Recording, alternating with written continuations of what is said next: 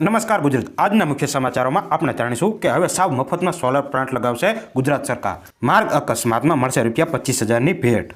વાહન ચાલકો માટે મોટા સમાચાર। જનધન યોજનામાં પણ એક મોટા સમાચાર સામે આવી રહ્યા છે। સીએમ ભૂપેન્દ્ર પટેલે ખેડૂતો માટે મોટી કરી જાહેરાત। આ લોકોને નહીં મળે 19મો હપ્તો। રેશન કાર્ડ ધારકો માટે નવી એક ભેટ। મહિલાઓને મળશે ₹7,000ની સહાય। 5 લાખ રેશન કાર્ડ થશે બંધ। એટીએમમાં પૈસા ઉપાડવા નવો નિયમ। વારંવાર KYC કરાવવાની ઝંઝટમાંથી હવે છુટકારો। મફત ગેસ વીજળી સાથે ₹25,000ની સહાય। આજના મુખ્ય સમાચાર જે ખેડૂતોના કપાસના ભાવ, પછી એરડાના ભાવ, ડુંગળીના ભાવ અને તમામ ભાવ જાણીશું। તો જાણીએ સંપૂર્ણ માહિતી વિગતે। તો સૌથી પહેલાં સમાચાર સામે આવી રહ્યા છે કે સાવ મફતમાં સોલર પ્લાન્ટ લગાવશે ભારત સરકાર। તો હવે તમારા ઘરે મફત સોલર પ્લાન્ટ લગાવવામાં આવશે। સરકાર પ્રધાનમંત્રી સૂર્ય ઘર મફત વીજળી યોજના હેઠળ 2 નવા મોડલ રજૂ કર્યા છે જે સાવ મફત પ્લાન મળશે। અને આ મોડેલ હેઠળ 1/3 પક્ષ સંસ્થા ઘરની છત ઉપર સોલર પેનલ સ્થાપિત કરશે। સોલર પેનલ લગાવવા માટે તમારે કોઈ પૈસા ખર્ચવાની જરૂર નથી। ફક્ત સોલર પેનલમાંથી વપરાતી વીજળી માટે તમારે પૈસા ચૂકવણી કરવાની રહેશે। રાજ્ય સરકાર દ્વારા નામાંકિત પાવર કંપનીઓ આ સંસ્થાઓ તમારા ઘરે સોલર પેનલ લગાવશે। તો ભારત સરકાર હવે દરેકના ઘરે સોલર પેનલ લગાવશે અને તમારે તેનો ખર્ચો પણ નહીં આપવો પડે। તમે જેટલું બિલ વાપરો છો તેટલાના જ તમારે પૈસા ચૂકવવાના રહેશે અને તમારા ઘરના છત ઉપર લાગશે સોલર પેનલ। આ 2 મોડલ નવા રજૂ કર્યા છે ભારત સરકારે। વાત કરી લે ₹25,000ની ભેટની, તો કેન્દ્ર માર્ગ અકસ્માતનો ભોગ બનેલા લોકોને તાત્કાલિક હોસ્પિટલે લઈ જનાર સારા માણસો માટે ઇનામરૂપ આ ₹25,000ની રકમ છે। જે પહેલાં ₹5,000 હતી તે હવે વધારીને ₹25,000 કરશે। પુણેમાં માર્ગ સલામતી અભિયાન કાર્યક્રમ દરમિયાન કેન્દ્રીય માર્ગ પરિવહન અને રાજ્યમંત્રી નીતિન ગડકરીએ આ વિશે માહિતી આપતા કહ્યું કે હવે જે પણ સારો માણસ છે તે હોસ્પિટલે જલ્દીથી જલ્દી જે લઈ જશે તેમને ઇનામ સ્વરૂપ ₹25,000ની સહાય આપવામાં આવશે। વાહન ચાલકો માટે મોટા સમાચાર સામે આવી રહ્યા છે। તેઓમાં વારંવાર રસ્તા પર થતા અકસ્માત ઓછા કરવા માટે કેન્દ્રીય સરકાર એક્શનમાં આવી છે। સરકારે કહ્યું કે ગાડીઓ થર્ડ પાર્ટી વીમો હોવો જરૂરી છે। મોટર વ્હીકલ એક્ટ 199ની ધારા 146 અંતર્ગત ભારતીય રસ્તા પર ચાલતી તમામ ગાડીઓમાં ફરજિયાતપણે થર્ડ પાર્ટી વીમો હોવો જ જોઈએ। થર્ડ પાર્ટી વીમો ન હોવો એક દંડનીય અપરાધ બને છે। જો કોઈ ઉલ્લંઘન કરે છો તો નિયમ અનુસાર પહેલી વાર અપરાધ કરવા પર 3 મહિનાની જેલ અને ₹2,000નો દંડ, બીજી વાર ભૂલ કરવા પર 3 મહિનાની જેલ અને ₹4,000નો દંડ થઈ શકે છે। તો કે હવે વાહન ચાલકો માટે વીમો ફરજિયાત કરી દેવામાં આવ્યો છે। જો કોઈ પણ પાસે વીમો નહીં હોય તો 3 મહિનાની જેલ પણ થઈ શકે છે। તો જલ્દીથી જલ્દી મિત્રો, જો કોઈને 2 વ્હીલર, 4 વ્હીલર, ટ્રેક્ટર, રિક્ષા, મિની ટ્રક અથવા JCB કોઈ પણ વાહન છે તો તેમને વીમો કરાવવો પડશે। વાત કરી લે જનધન ખાતામાં મોટા સમાચાર સામે આવી રહ્યા છે કે દેશમાં પ્રધાનમંત્રી જનધન યોજના હેઠળ કુલ 54.3 કરોડ ખાતા ખોલવામાં આવ્યા હતા।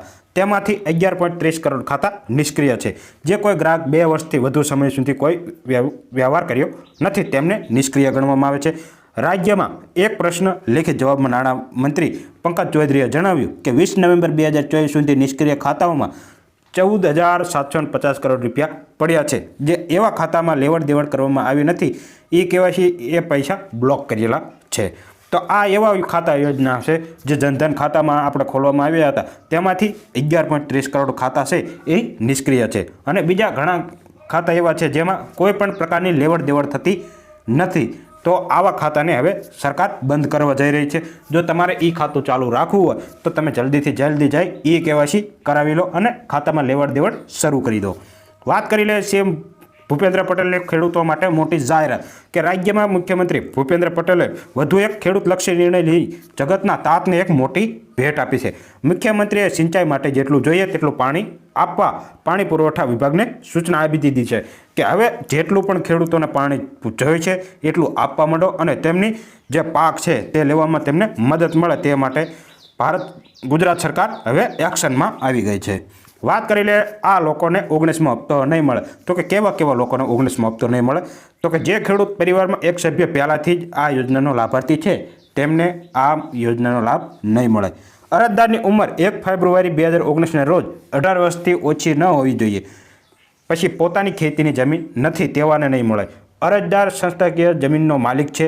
અરજદાર અને પરિવાર અન્ય સભ્યો NRI છે જેના પરિવારના સભ્યો પાછલા વર્ષમાં આવકવેરો ભર્યો છે, પરિવારે કોઈ પણ સભ્ય બંધારણીય પદ પર છે અથવા ધરાવે છે, પરિવારે કોઈ સભ્ય ભૂતપૂર્વ કે વર્તમાન કેન્દ્રીય રાજ્યમંત્રી રહી ચૂક્યા છે, એટલે આવા લોકોને 19મો હપ્તો નહીં મળે. તો કે કેવો તો કે સંસ્થાકીય જમીનનો માલિક હોય કે પછી અરજદારનો પરિવાર કોઈ વિદેશનો હોય, જે NRI હોય તે, અથવા તો પાછલા વર્ષમાં આવકવેરો જેને ભર્યો નથી તેવા પરિવારમાં જ હોય, કે કોઈ બંધારણીય સભ્યપદ હોય, જેમ કે વડાપ્રધાન કે એવું કોઈ હોય, કે કોઈ સભ્ય રહી ચૂક્યો હોય, કેન્દ્રીય રાજ્યમંત્રી રહી ચૂક્યો હોય, તો તેમને આ હપ્તાનો લાભ મળશે નહીં. વાત કરી લે આ લોકોને પણ નહીં મળે. તો કે પરિવારમાં કોઈ પણ સભ્ય એક ડૉક્ટર, એન્જિનિયર, વકીલ, ચાર્ટર્ડ એકાઉન્ટન્ટ, આર્કિટેક્ટ, સંબંધિત વ્યવસાય સંસ્થામાં નોંધાયેલો હોવો જોઈએ. જે પ્રેક્ટિસ કરતો હોય તેવાને પણ આ હપ્તો મળશે નહીં. જેમનું માસિક પેન્શન 10,000 કે તેથી વધુ છે એમને પણ આનો લાભ મળવાનો નથી. તો 10,000 રૂપિયા જેનું પેન્શન આવે છે તેમને આ 2,000નો હપ્તો થશે બંધ. અરજદારના નામે જમીન નોંધણી 1 ફેબ્રુઆરી 2019 પહેલાંની હોવી જોઈએ. તેનું બેંક ખાતા સાથે આધાર લિંક થયેલું હોવું જોઈએ અને NPCL DBTમાં સક્ષમ હોવું જોઈએ, તો તેમને આ હપ્તો મળશે. રેશન કાર્ડ ધારકો માટે એક નવી ભેટ આવી છે કે રેશન કાર્ડ ધારકો માટે સરકારે મહત્વપૂર્ણ નિર્ણય લીધો છે. ગરીબોને આપવામાં આવતું અનાજ હવે પેકેટમાં આવશે. અનાજમાં કોઈ પણ પ્રકારની મિલાવટ ન થાય અને ગુણવત્તાયુક્ત અનાજ મળી રહે તે માટે નિર્ણય લેવાયો છે. હાલ રાજ્યના NFSA ગ્રાહકોને કિલો, 2 કિલો, 3 કિલોની છૂટા અનાજ આપવામાં આવે છે. જો કેટલીક જગ્યાએ અનાજ બદલી દેવાતું હોય છે તેવી ફરિયાદો મળે છે, જેથી રાજ્ય સરકાર અનાજ, કઠોળ અને ખાંડના પેકેટ નક્કી કરી છે અને જથ્થા મુજબ વિતરણ કરવાનું વિચારી રહી છે. તો આ છે રાજ્ય સરકારની સેવા, જેમાં હવે આપણે જેમ મીઠું લેવી છે તેવી જ રીતે પેકેટમાં આવશે બધું જ અનાજ, જેમાં કઠોળ હશે અને ખાંડ હશે અને તેલ, આ બધું જ, ચોખા કે પછી દાળ, ચણા, આ બધું જ હવે પેકેટમાં આપવામાં આવશે, જેથી કોઈ પણ ભેળસેળ વગરનું અનાજ તમને મળી રહે અને કોઈ પણ પ્રકારની ચૂક ના રહી જાય. એટલે હવે વાત કરી લે મહિલાઓને મળશે ₹7,000ની સહાય. તો કે LICએ બુધવારે એક નિવેદનમાં જણાવ્યું કે આ યોજના શરૂ થયાના 1 મહિના પછી બીમા સખી માટે કુલ નોંધણી કરાયેલ આંકડો 52,511 પહોંચી ગયો છે. આમાંથી 27,695 બીમા સખીઓ પોલિસી વેચવા માટે નિમણૂક પાત્ર આપવામાં આવ્યા છે અને 14,583 બીમા સખીઓએ પોલિસી વેચવાનું શરૂ પણ કરી દીધું છે. આ યોજના મુજબ દરેક બીમા સખીને પ્રથમ વર્ષે 7,000, બીજા વર્ષે 6,000, ત્રીજા વર્ષે 5,000 આમ માસિક માદક વેતન આપવામાં આવે છે. LIC આગામી 3 વર્ષમાં 2 લાખ સખી વીમા યોજનાની નિમણૂક કરવાનો લક્ષ્ય રાખે છે. તેવામાં 18 થી 70 વર્ષની મહિલા જેમણે 10મું ધોરણ પાસ કર્યું છે તેઓ અરજી કરી શકશે. તો હાલમાં જે ચાલુ રહેલી વીમા સખી યોજનામાં કુલ 52,511 ફોર્મ ભરાણા હતા અને આમાંથી 27,695 આના માટે નિમણૂક કરવામાં આવી છે અને તેમાંથી 14,583 જણાએ તો હવે વીમો વેચવાનું શરૂ પણ કરી દીધું છે. તો કે વાત કરી લે વેતનની, તો કે આમાં પહેલા વર્ષે 7,000 રૂપિયા માસિક વેતન આપવામાં આવશે, બીજા વર્ષે 6,000 રૂપિયા માસિક વેતન અને ત્રીજા વર્ષે 5,000 રૂપિયા માસિક વેતન આપવામાં આવશે. અને LIC આગામી 2 થી 3 વર્ષમાં આ 2 લાખ વીમા સખી નિમણૂક કરશે અને તેમાંથી કુલ 18 થી 70 વર્ષની જે મહિલા છે અને 10 પાસ છે તેમને આ લાભ મળવાપાત્ર રહેશે. હવે વાત કરી લે 5 લાખ રેશન કાર્ડ થશે બંધ. પ્રી કોટ એફતર ઈ-શ્રમ પોર્ટલ પરથી રજીસ્ટર થયેલા દરેક શ્રમિકોને NFSAએ સમાવેશ કરી તેને 4 સપ્તાહમાં રેશનિંગનું અનાજ મળવું જોઈએ તેવો ચુકાદો આપ્યો છે. અને બીજી તરફ ગુજરાત સરકાર રેશન કાર્ડની સંખ્યા ઓછી કરતી જાય છે. છેલ્લા 3 મહિના અનાજ નથી લીધું તેમના નામે પુરવઠા વિભાગ અત્યાર સુધીમાં 5 લાખ રેશનિંગ અનાજ મેળવતા નાગરિકોના કાર્ડ સાયલેન્ટ કરી દીધા છે.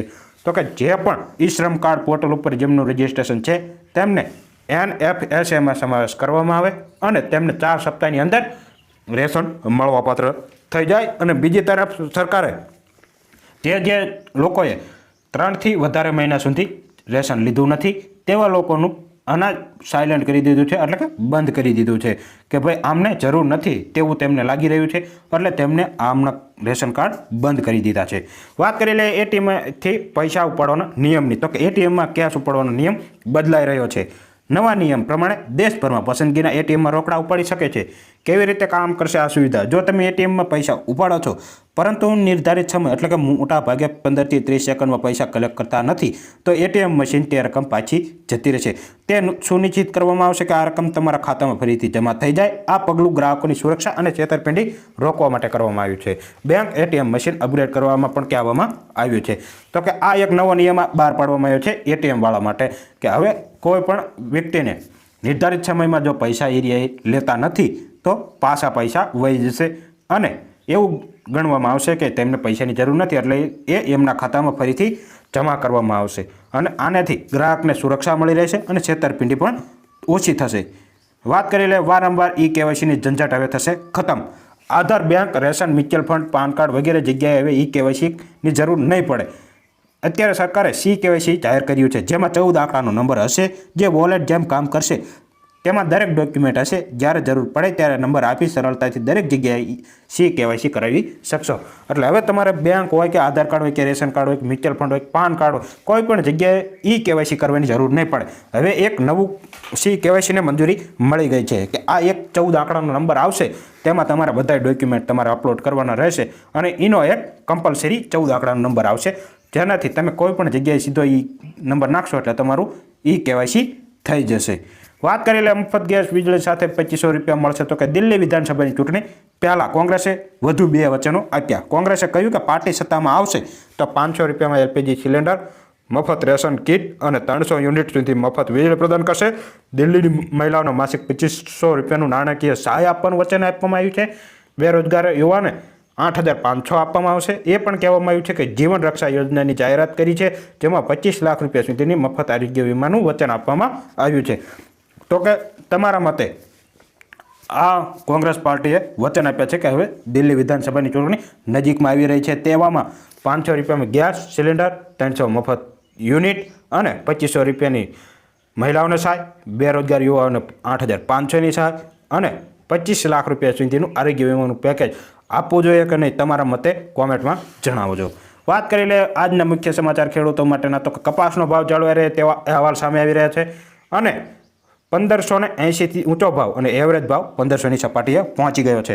ડુંગળી બજારમાં 500ની અંદર આવી ગઈ છે. છેલ્લા અઠવાડિયા દરમિયાન 60થી 90 રૂપિયા ભાવ તૂટ્યા છે. હાલમાં 360થી 400 રૂપિયા એવરેજ ભાવ રહ્યા છે.